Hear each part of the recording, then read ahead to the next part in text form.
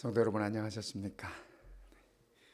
이 아름다운 찬양처럼 영광의 그날이 우리 모두에게 속히 왔으면 좋겠습니다. 사람이 사는 것이 다 등에 짐을 지고 사는 것이 아닌가 하는 그런 생각을 가져봅니다. 우리가 인류가 범죄한 이후로 삶 자체가 짐이 아닌가 하는 그런 생각이 들어지기도 합니다. 정호승이라고 하는 시인이 있습니다. 이분이 이런 시를 지었습니다. 그런데 그 시가 참 마음에 와 닿았습니다. 우리 성도님들과 함께 이렇게 나눠보고 싶습니다. 내 등에 짐이 없다면 나는 아직도 미숙하게 살고 있을 것입니다. 내 등에 있는 짐의 무게가 내 삶의 무게가 되어 그것을 감당하게 하였습니다. 이제 보니 내 등의 짐은 나를 성숙시킨 귀한 선물이었습니다. 내 등에 짐이 없다면 나는 세상을 바로 살지 못했을 것입니다. 내 등에 있는 짐 때문에 늘 조심하면서 바르고 성실하게 살아왔습니다. 내 등에 짐이 없다면 나는 사랑을 몰랐을 것입니다. 내 등에 있는 짐의 무게로 남의 고통을 느꼈고 이를 통해 사랑과 용서도 알았습니다. 이제 보니 내 등의 짐은 나에게 사랑을 가르쳐준 귀한 선물이었습니다. 내 등에 짐이 없다면 나는 겸손과 소박함의 기쁨을 몰랐을 것입니다. 내 등의 짐 때문에 나는 늘 낮추고 소박하게 살아왔습니다. 이제 보니 내 등의 짐은 나에게 소박함의 기쁨을 알게 한 귀한 선물이었습니다. 물살이 센 냇물을 건널 때는 등에 짐이 있어야 물에 휩쓸리지 않고 화물차가 언덕을 오를 때는 짐을 실어야 헛바퀴가 돌지 않듯이 내 등의 짐이 나를 불의와 안일의 물결에 휩쓸리지 않도록 하였으며 삶의 고개 하나하나를 잘 넘게 하였습니다. 이 시인은 그의 삶 속에 있는 모든 짐들을 선물이라고 그렇게 노래했습니다. 성도 여러분, 오늘 우리 모두가 다 짐이 있지 않습니까? 다 짐이 있습니다. 때로는 그 짐이 우리의 기쁨일 수도 있고 우리의 즐거움일 수도 있고 때로는 그 짐이 우리의 슬픔일 수도 있고 또한 아픔일 수도 있습니다. 그 짐이 어떠한 사람에게 있어서는 가난일 수도 있고 어떠한 사람에게 있어서는 부요함이 그 짐일 수도 있습니다. 어떤 분에게는 질병이 짐이 되기도 하고 어떤 분에게는 건강까지도 짐이 되는 그러한 경우가 있습니다. 만남도 이별도 우리의 삶의 짐이 될 수 있고 또 책임져야 할 일도 또 내가 누리는 권세도 이 모든 것도 짐이 될 수 있습니다. 모두가 다 짐인 것이죠. 그러나 그 짐을 지고 갈 때 정호성 시인이 노래했듯이 짐을 지고 있는 사람은 함부로 행동하지 못합니다. 왜냐하면 그 짐이 있기 때문에 그랬습니다. 걸음걸이도 조심스러워집니다. 때로는 그 짐 때문에 허리를 굽힐 수밖에 없습니다. 겸손하게 되는 것이죠. 그리고 시선이 아래로 향하게 됩니다. 모든 일에 조심하게 되고 겸손케 되는, 어쩌면은 이 시인의 말처럼 짐이 우리 모두에게 선물일 수 있다라고 하는 것입니다. 오늘 우리가 짊어지고 있는 이 짐들이, 신앙의 짐들이, 믿음의 짐들이, 우리의 삶의 짐들이, 우리의 믿음이 익어가고 하나님 앞에서 우리를 겸손케 하고 우리의 시선을 하늘을 향하여 돌릴 수 있다면 그것은 정말 시인의 말처럼 우리들에게 귀한 선물일 것입니다. 축복일 것입니다. 사사기에 보면은 이 삼손에 관해서 이렇게 적혀 있습니다. 삼손이 레이의 이름에 블레셋 사람들이 그에게로 마주 나가며 소리지르 여호와의 말씀이 삼손에게 갑자기 임하시매 그의 팔 위에 밧줄이 복된 삶과 불탄 삶과 같이 그의 결박되었던 손에서 떨어진지라. 삼손이 나귀의 새 떡뼈를 보고 손을 내밀어 집어들고 그것으로 1000명을 죽이고 이르되 나귀의 턱뼈로 한 더미 두 더미를 쌓았으며 나귀의 턱뼈를 내가 1000명을 죽였다 하니라. 그가 말을 마치고 턱뼈를 자기 손에서 내 던지고 그것을 라맛 레이라 이름하였더라. 그 후에 삼손이 심히 목이 말라 여호와께 부르짖어 이르되 주께서 종의 손을 통하여 이 블레셋 사람들을 싸우니 내가 이제 목말라 죽어서 할례 받지 못한 자들의 손에 떨어지겠나이다 하니 하나님이 레이에서 한 우묵한 곳을 터뜨리시니 거기서 물이 솟아나오는지라. 삼손이 그것을 마시고 정신이 회복되어 소생하니 그러므로 그 샘 이름을 에낙고레라 불렀으며 그 샘이 오늘까지 레이에 있더라. 블레셋 사람의 때 삼손이 이스라엘의 사사로서 20년 동안 지냈더라.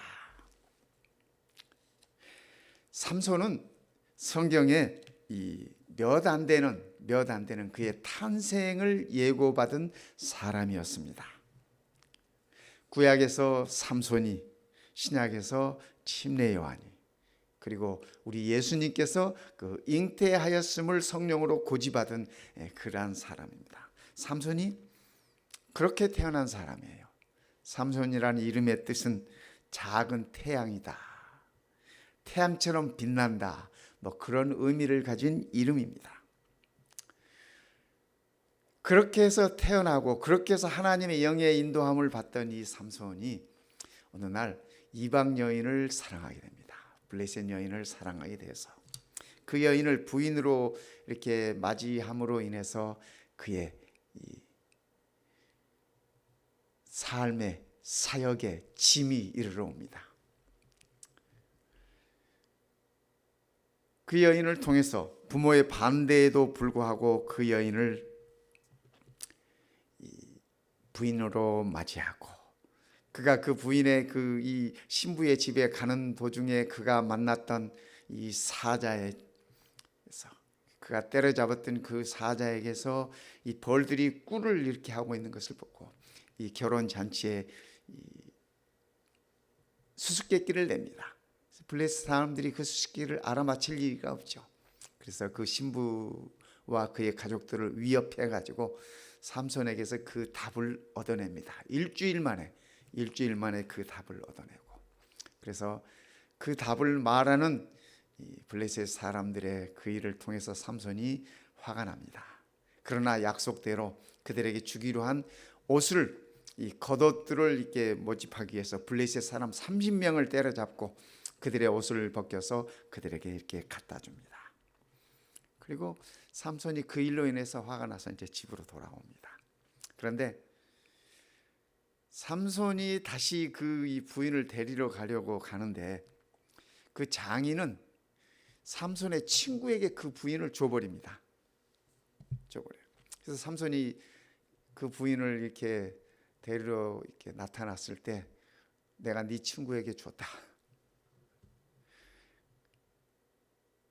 신부의 여동생이 있으니까 그를 부인으로 맞아라. 장인이 그렇게 얘기를 합니다. 그래서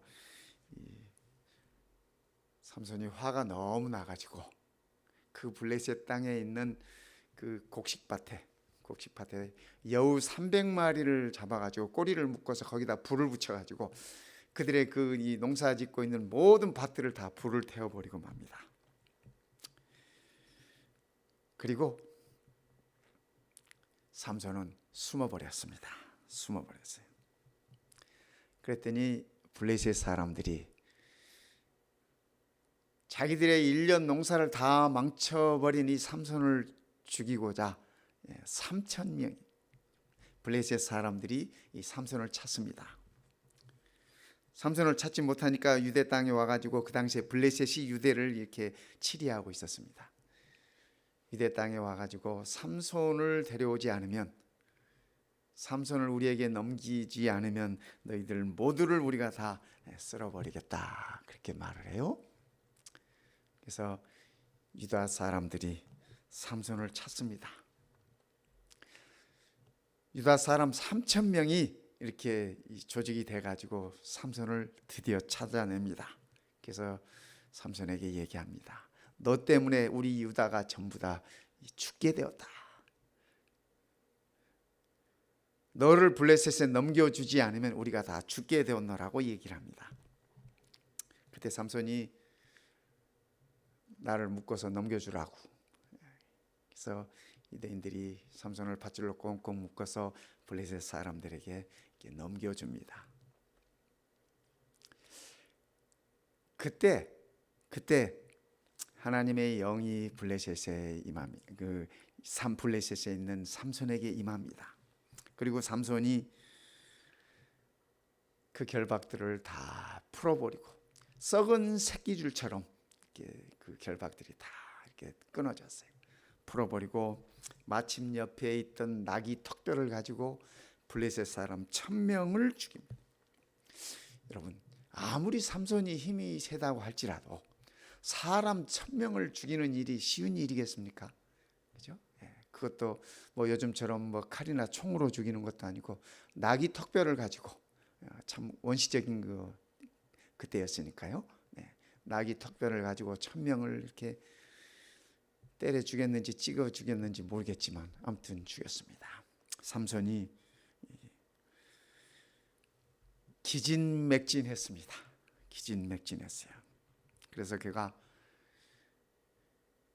죽을 지경이라고 하나님 앞에 얘기합니다. 나를 죽여달라고 얘기합니다. 마치 엘리야가 갈멜 산에서의 싸움을, 바알 신들과의 싸움에서 승리한 다음에 도망가지 않습니까? 도망가서 로뎀 나무 아래에서 하나님께 나 이제 됐으니까 이만 죽여주십시오 하고 얘기합니다. 이만큼 했으면 됐습니다 라고 얘기합니다. 여러분들이 보시는 이 나무가 로뎀 나무입니다. 엘리야가 이 로뎀 나무 아래서 이 죽기를 구했던 것처럼 지쳐 쓰러진 삼손이 사사로 이렇게 부르심을 받은 것은 그 당시에 유다의 땅들을 이렇게 지배하고 있었던 블레셋을 블레셋을 치기 위한 것이 하나님의 섭리셨습니다. 블레셋 사람 1,000명을 때려 죽이고 나서 지쳐 쓰러진 삼손이 이제 죽겠다고 얘기합니다. 내가 목말라 죽겠습니다. 내가 이만하면 됐으니 내 삶을 여기서 끝내주십시오. 하나님, 내가 이제 목말라 죽어서 할례 받지 못한 자들의 손에 떨어지겠나이다. 내가 죽겠다는 얘기입니다. 그때 하나님께서 삼손에게 우물을 터지게 합니다. 그래서 그에게 다시 새로운 회복을 시켜주십니다. 마치 로뎀 나무 아래 있던 엘리야를 하나님께서 찾아오셔서 까마귀를 통해서 음식을 먹이시고 천사를 통해서 음식을 먹이시고 마실 것을 주시고 하셨던 것처럼 그의 삶과 그의 사역의 짐 때문에 죽겠다고 하는 삼손을 하나님께서 다시 회복을 시키십니다.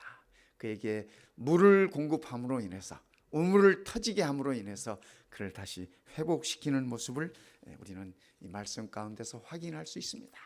그렇기 때문에 그들에게 임하여 오는 고난은 마침표가 아니라 쉼표였습니다.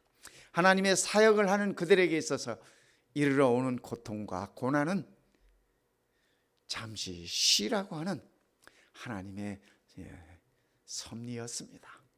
성도 여러분, 오늘 우리의 삶 속에도 고난이 있습니다. 요즘 참 얼마나 답답하십니까? 그렇죠?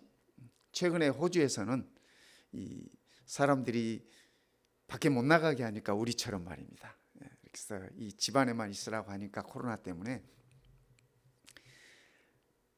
아침에 그 쓰레기통을 버리러 나가면서, 집 밖에 못 나가는 사람들이 이 쓰레기통을 버리러 나가면서, 우리도 왜 아침에 이렇게 일주일에 한 번씩 쓰레기통 내놓지 않습니까? 예쁘게 단장해서 옷을 입고 멋을 부리고 헤어스타일도 바뀌고 뭐 이렇게 장식품도 달고 그러면서 이렇게 쓰레기통을 밖에다 내놓는 것입니다. 왜냐하면 그렇게라도 외출하고 싶은 거야. 그렇게라도. 근데 그런 것들이 이제 SNS에 이렇게 오르고 그러면서 유행처럼 쓰레기통 내놓으면서 단장도 하고 옷도 멋있게 입어보고 여자들이 드레스도 입어보고 그러면서 쓰레기통을 내놓더라는 것입니다. 어려운 요즘 우리의 삶과 신앙에 있어서 우리가 쉼표라고 생각해 보십시다. 고난이라고 생각하는 것보다는 하나님께서 허락하신 쉼표다 생각하면 이 상황에 적응하는 우리들의 마음이 훨씬 더 부드러워질 것입니다. 내 영혼아, 내가 어찌하여 낙심하며, 우리 하나님께서 하시는 말씀입니다. 어찌하여 내 속에서 불안해하는가? 너는 하나님께 소망을 두라. 그가 나타나 도우심으로 말미암아 내가 여전히 찬송하리로다. 하나님께서 말씀하십니다. 우리를 향해서 왜, 어찌하여, 무엇 때문에 낙심하느냐? 하나님께 소망을 두라. 하나님께 소망을 두라. 이 땅에는 소망 둘 것이 없다는 얘기입니다. 이 땅에는 소망 둘 곳도 없다는 말씀인 것입니다. 이분은 랜디 포시라고 하는 분입니다. 카네기 멜론 대학의 교수인데요. 이분이 47살에 그 췌장암 때문에 그의 삶을 이렇게 마감하셨던 분입니다. 그런데 그가 죽기 전에 대학에서 마지막 강의를 이렇게 했습니다. 그래서 그의 이 랜디 포시의 마지막 강의라고 하는 것이 책으로도 이렇게 출판되고 많은 분들에게 감명을 주었습니다. 여러분도 한번 이 책을 읽어보시기 바랍니다.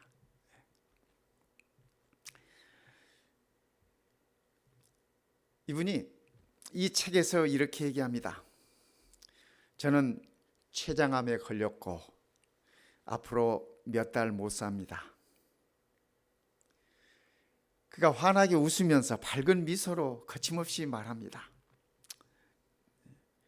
제가 우울할 것 같나요?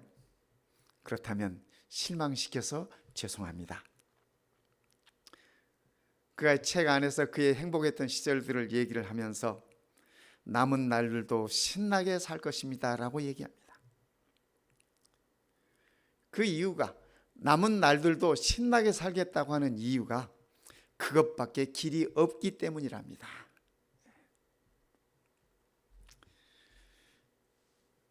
마흔일곱 살의 젊은 나이로 마지막 강의를 해야 하는 그가 말입니다.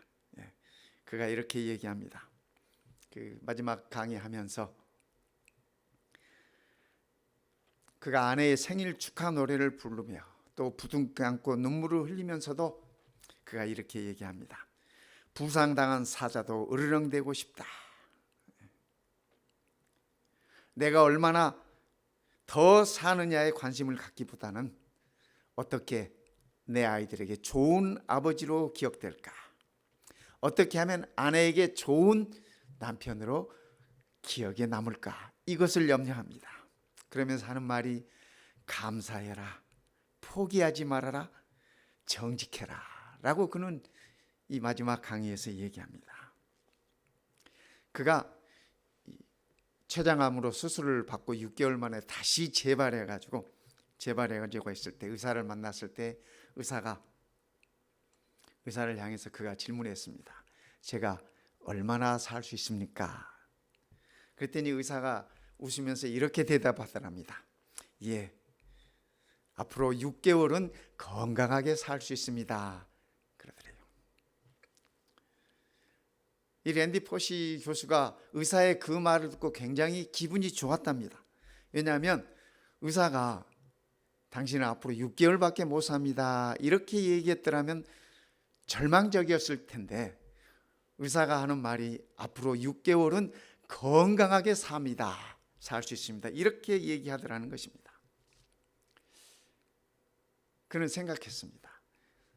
내가 교통사고를 당하거나 아니면 갑자기 심장병으로 쓰러지거나 이렇게 하면 가족들과 마무리도 못하고 가족들과 함께 시간도 나누지 못했을 텐데, 앞으로 6개월은 건강하게 살 수 있다라는 그 의사의 말을 힘입어서 내가 우리의 가족들과 함께 시간을 나눌 수 있는 것이 6개월이 허락되는구나 라고 생각을 하면서 오히려 용기를 얻고 힘을 얻었답니다.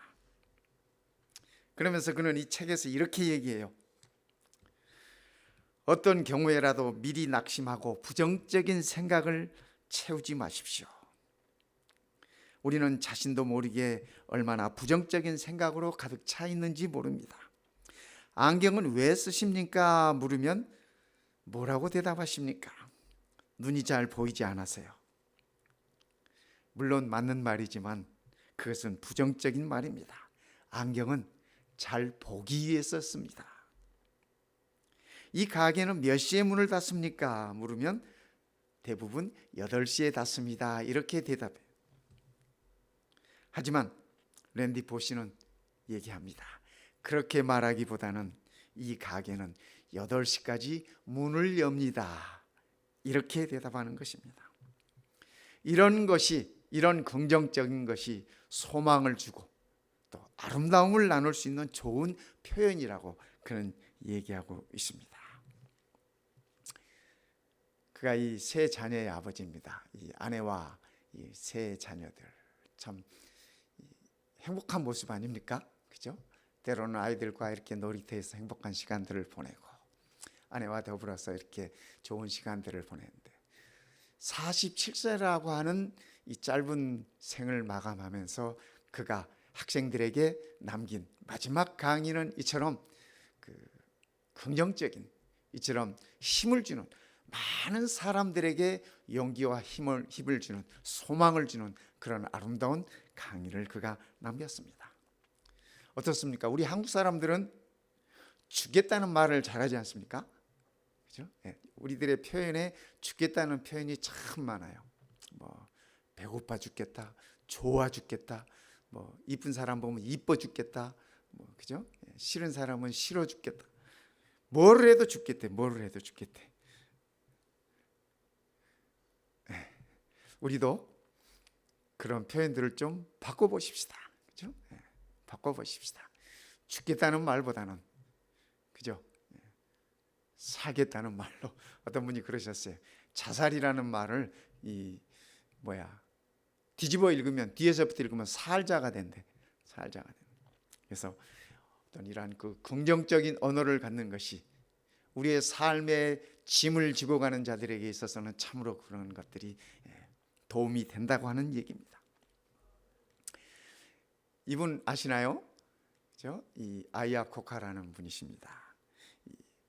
아시다시피 미국의 자동차 회사 크라이슬러가 이렇게 문을 닫으려고 할 때 이분이 이제 스카웃 되면서 그 자동차 회사를 다시 일으켜 세우신 그러한 분이셨습니다. 그런데 이분이 그의 아버지의 일화를 들려줍니다. 그의 책 가운데 나오는 얘기인데요. 하루는 아버지가 아이에게 이렇게 물었습니다. 지난달에는 무슨 걱정을 했었지? 작년에는 대답을 못하니까 아들이, 그것 봐라, 기억조차 못하고 있잖니. 그러니까 오늘 네가 걱정하고 있는 것도 별로 걱정할 일이 아닌 것이야. 잊어버려라. 그리고 내일을 향하여 달리는 것이야. 아버지가 늘 그에게 어렸을 때 들려주었던 이야기라고 합니다. 그가 이 크라이슬러의 이 회장으로 이렇게 스카웃 되려고 할 때 많은 사람들이 다 망해가는 희망 없는 그 회사를, 그 자동차 회사를 네가 들어간들 뭐가 바뀌겠느냐 그러면서 그렇게 얘기들을 할 때, 그때 그는 아버지가 들려주었던 이 이야기를 그가 되새기면서 희망을 갖고 그 일에 임했다고 합니다. 그 후로 어떻게 됐는지 우리는 잘 아시지 않습니까? 오늘 우리도 많은 짐들로 인해서 염려하고 걱정하기도 합니다. 그러나 이 아야코카의 아버지의 말씀처럼 지나보면, 그죠? 우리가 지나보면 무슨 걱정을 했었는지 별로 기억도 잘 나지 않지 않습니까? 네. 그렇습니다. 그때는 가장 힘들고 가장 우리를 괴롭히게 하는 것 같지만 지나보면 별것 아니라고 하는 사실입니다. 성도 여러분, 오늘 우리가 힘들지라도, 그죠? 힘들지라도 그 짐에 너무 이렇게 눌려 있지 마시기 바랍니다. 그 짐 또한 우리가 내려놓을 수 있습니다. 벗어놓을 수 있습니다. 모든 것이 다 지나가는 것입니다. 네. 이 멋있는 동상 혹시 아십니까? 이거는 몽골의 영웅 징기스칸의 이 동상입니다. 그가 말을 타고 달리는 모습입니다. 징기스칸의 사진은 없고 그의 초상화입니다. 그의 초상화인데, 워싱턴 포스트지에서, 우리 미국의 워싱턴 포스트지 있지 않습니까? 워싱턴 포스트지에서 인류 역사상 가장 위대한 사람이 누구냐 하면서 이분을 꼽았습니다. 링컨을 꼽았어요. 링컨이란다. 이 징기스칸을 꼽았습니다. 그가 정복했던 땅이 인류 역사상 가장 넓은 땅이었습니다. 알렉산더보다도, 나폴레옹이 점령했던 것보다도, 히틀러가 차지했던 것보다도 인류 역사상 가장 넓은 땅을 차지했던 사람이 바로 이 징기스칸이에요. 지도를 보면 이 정도입니다. 저기 여기 고래라고 써 있는 거 보입니까? 이게 우리나라 땅입니다. 징기스칸이 우리나라는 못 먹었어요. 근데 그죠? 이 아시아, 몽골 쭉 해가지고 이 소련, 유럽까지, 그죠? 유럽까지 다 이렇게 됐습니다. 세계 역사상 가장 넓은 땅을 차지한 사람이 이 징기스칸이었습니다. 그런데 이 징기스칸의 어록이 이렇게 전해지고 있습니다. 그가 했던 말들, 이런 것들이 이 어록집으로 이렇게 해서 전해지고 있는데, 그의 어록 가운데 징기스칸이 이렇게 얘기합니다. 가난하다고 탓하지 말아라. 나는 들쥐를 잡아먹으면서 연명했다. 이 징기스칸이 엄청 가난했던 모양입니다. 작은 나라에서 태어났다고 말하지 말아라. 그가 태어났던 그 몽골이 그 당시에 적은 나라였습니다. 나의 병사들은 적들의 100분의 1, 200분의 1에 불과했지만은 세계를 정복했다. 배운 게 없다고 탓하지 마라. 나는 내 이름도 쓸 줄 몰랐지만 남의 말에 귀 기울이면서 현명해지는 법을 배웠고 또 지혜를 구했다. 너무 막막해 포기해야겠다고 말하지 말아라.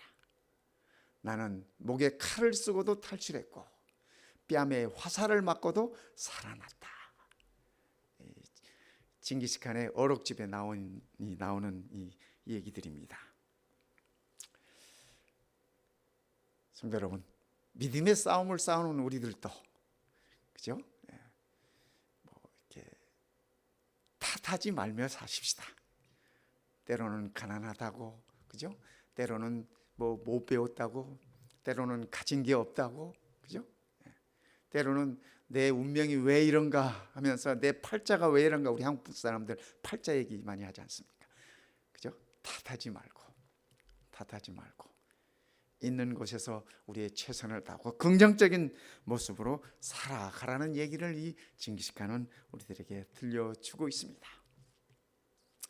예수님께서 말씀하셨습니다. 할 수 있거든이 무슨 말이냐. 믿는 자에게는 능치 못할 일이 없느니라 하시니.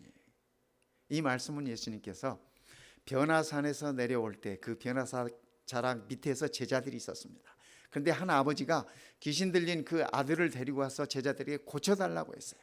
근데 아시다시피 제자들이 가끔 이렇게 병도 고치고 했었지 않습니까? 그런데 아무도 그 일을 할 수가 없었습니다. 그래서 그런 와중에 있을 때 예수님께서 이 변화산에서 베드로와 이렇게 요한과 더불어서 이렇게 내려오셨어요.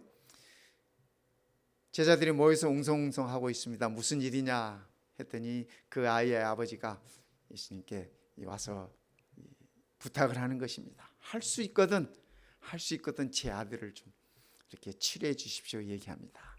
그때 예수님께서 하시는 말씀이 바로 이 말씀입니다. 할 수 있거든이 무슨 말이냐. 그러니까 우리도 이 하나님께 기도할 때 할 수 있으면 이렇게 해 주십시오 하는 기도는 하지 마십시다. 우리 예수님 말씀이 할 수 있거든이 무슨 말이냐. 믿는 자에게는 능치 못할 일이 없다. 예수님께서 그렇게 말씀하셨어요. 또 한 번은 예수님께서 저희를 보시며 가라사대 사람으로는 할 수 없으되 하나님으로서는 다 할 수 있느니라. 이 마태복음 19장 이 사건은 어느 상황이냐면 예수님께 그 부자 율법사가 와가지고 선생이여 내가 어떻게 하면 영생을 얻겠습니까? 질문하지 않습니까? 그때 예수님께서 그에게 네가 가진 것들을 다 팔아주고 내게 나를 따르라 이렇게 말씀하셨습니다. 그때 부자가 근심하며 예수님 곁을 떠나가요. 그 모습을 보면서 예수님께서 제자들에게 하시는 말씀이 부자들이 천국에 가는 것이 낙타가 바늘기로 들어가는 것만큼 어려우니라 이렇게 말씀을 하셨어요. 그때 제자들이 예수님께 질문합니다. 그렇다면 누가 천국에 갈 수 있겠습니까? 그렇다면 누가 천국에 갈 수 있겠습니까? 그때 하신 말씀이 바로 이 말씀입니다. 그때 예수님께서 제자들을 보며 가라사대 사람으로는 할 수 없으되 그렇습니다. 구원은 사람으로 우리가 할 수 있는 것이 아닙니다. 그렇죠? 사람으로는 할 수 없되 하나님으로서는 다 할 수 있느니라. 저는 이 말씀이 너무 좋습니다. 제 구원이 제 노력으로, 제 힘으로, 제 능력으로 이루어지는 것이라면 얼마나 절망이겠습니까? 그러나 내 구원이 하나님으로서는 다 이루어지는 것이라고 하시니 얼마나 감사한 일입니까? 오늘 이 아침 우리 모든 성도님들도 이 말씀 꼭 기억하시기 바랍니다. 낙타가 바늘길을 통과하는 그것을 상상하지 마시고, 그것은 불가능을 얘기하는 것이에요. 그렇죠? 그것을 상상하지 마시고 모든 것을 가능케 하시는 하나님을 우리가 바라보아야 한다고 하는 것입니다. 그것이 우리의 모든 삶의 짐을 내려놓는 것입니다. 우리 주님께서 이렇게 말씀하십니다. 수고하고 무거운 짐진 자들아 다 내게로 오라. 내가 너희를 쉬게 하리라. 이 세상에 짐 없는 사람은 없습니다. 여러분 짐을 왜 집니까? 그죠? 짐을 왜 져요? 짐은 무겁기 때문에 등에다 지는 것입니다. 가벼우면 그냥 손으로 가볍게 들고 가죠. 그렇지 않습니까? 짐이 무겁기 때문에 등에 짊어지는 것이고, 정호성 시인의 말처럼 그 짐이 있기 때문에, 그 짐 때문에 우리가 겸손해질 수 있고, 그 짐이 있기 때문에 다른 사람을 배려할 수 있고, 다른 사람의 고통도 함께 느낄 수 있고, 그 짐이 있기 때문에 서로가 서로를 배려하면서 살아갈 수 있게 되는 것입니다. 그러기에 오늘 우리의 짐은 선물입니다. 성도 여러분, 수고하고 무거운 짐진 자들아, 우리는 범죄함으로 수고할 수밖에 없고 우리의 죄악 때문에 짐을 질 수밖에 없습니다. 그러나 우리 주님께서 하시는 말씀이 다 내게로 오라. 여기에는 예외가 없어요. 차별이 없어요. 배웠거나 안 배웠거나 못 배웠거나, 그죠? 있거나 없거나 차별이 없어요.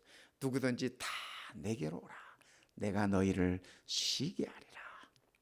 오늘 우리 주님의 이 말씀이 우리 모든 성도님들에게 참 쉼을 허락하는 귀한 생명의 말씀이 되시기를 간절히 바랍니다.